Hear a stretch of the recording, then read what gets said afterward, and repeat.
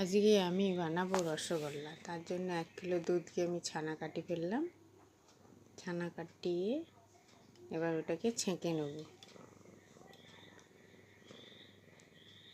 নমস্কার, রসগোল্লা বানাবো। ভিডিওটা দেখতে থাকুন, পুরো ভিডিওটা দেখবেন কিভাবে বানাই। ছানাটাকে ছেঁকে রেখেছিলাম।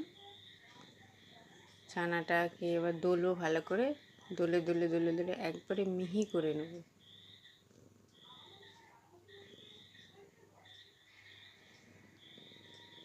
অনেকক্ষণ ধরে একটু 10 মিনিট ধরে দলতে হবে। যত দলবে তত ভালো হবে, নরম হয়ে যাবে একবারে। নরম করে এবার ওটাকে একটু গুঁড়ো দুধ মেশাতে হবে, একটু জল জলা থাকলে। তোমরা ময়দাও মেশাতে পারো, আমি একটু গুঁড়ো দুধ মেশালাম।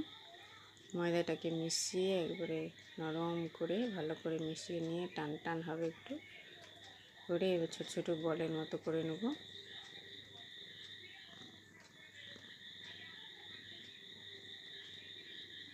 দুভাগ করে নেবো এটাকে, দুভাগ করে একটা দিকে একটু ফুড কালার দেবো। ফুড কালার সাদা আর পিঙ্ক কালার দুটো দেখতে ভালো লাগবে।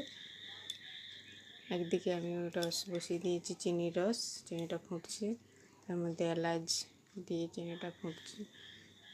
তার মধ্যে এবার এটাকে গোল গোল করে বলের মতো গোল গোল করে দিয়ে দেবো। ওর মধ্যে হয়ে গেছে বলের মতো। রসের মধ্যে দিতেই কীরকম ফুলে উঠেছে দেখুন।